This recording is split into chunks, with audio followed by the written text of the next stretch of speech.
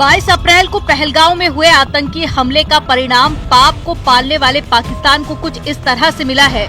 देश की सरकार ने पाकिस्तान पर ऐसे बैन लगा दिए हैं जिससे उसकी कमर टूट जाएगी, उसे गहरा आघात लगेगा।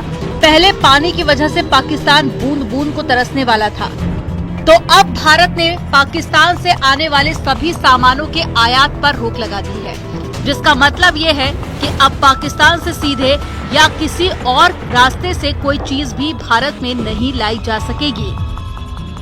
सरकार के मुताबिक ये फैसला देश की सुरक्षा और जनता के हित में लिया गया। यही नहीं, नियम तुरंत लागू हो गया।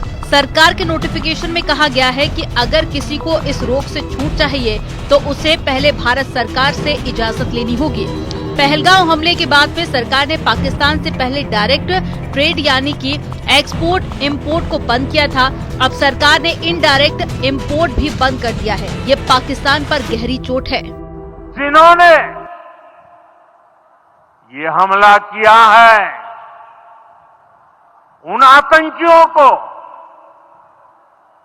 और इस हमले की साजिश रचने वालों को उनकी कल्पना से भी बड़ी सजा मिलेगी।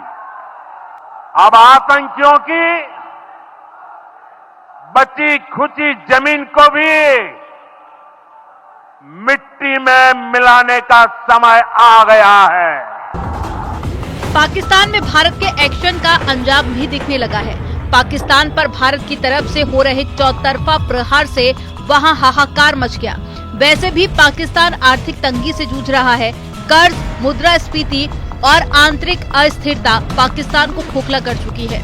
ऊपर से भारत के लगाए प्रतिबंधों से पाकिस्तान की बची कुची अर्थव्यवस्था ध्वस्त होने वाली है। पाकिस्तान सिर्फ जरूरी चीजों जैसे कि सेंधा नमक और मुल्तानी मिट्टी ही मंगाता था। अब ये भी पूरी तरह से बंद हो जाएगा, जिसे पाकिस्तान पर सबसे बड़ा इकोनॉमिक सर्जिकल स्ट्राइक माना जा रहा है, क्योंकि भारत की तरफ से द्विपक्षीय व्यापार रोक देने से पाकिस्तान में महंगाई और बढ़ जाएगी। यहाँ तक कि वहाँ पर दवा के दामों में भी 2 गुना बढ़ोतरी हो जाएगी। इससे पहले भारत की तरफ से सिंधु जल समझौते को रद्द करने से पाकिस्तान में अन्न का संकट गहराने लगेगा, क्योंकि पाकिस्तान की 80% कृषि सिंधु नदी और उसकी सहायक नदियों पर निर्भर है। भारत के पानी रोकने से सिंध प्रांत और पंजाब में फसल उत्पादन में 20 से 30% तक की कमी हो सकती है, जिससे खाद्य संकट और महंगाई बढ़ेगी। कराची और लाहौर जैसे शहरों में पीने के पानी की कमी भी गहरा सकती है और पाकिस्तान की बत्ती भी गुल हो सकती है।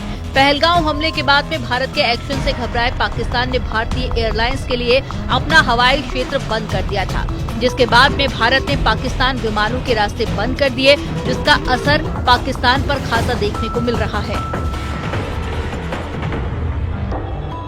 यही नहीं, बंदरगाह पर पाकिस्तानी जहाजों को बैन कर दिया गया।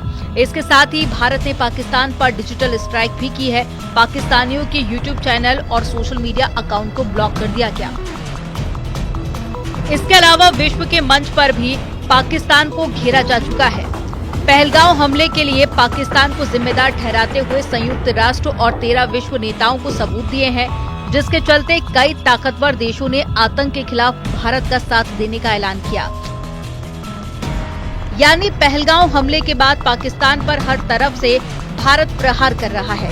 भारत के एक्शन से पाकिस्तान थर-थर कांप रहा है। Bureau report, news 18।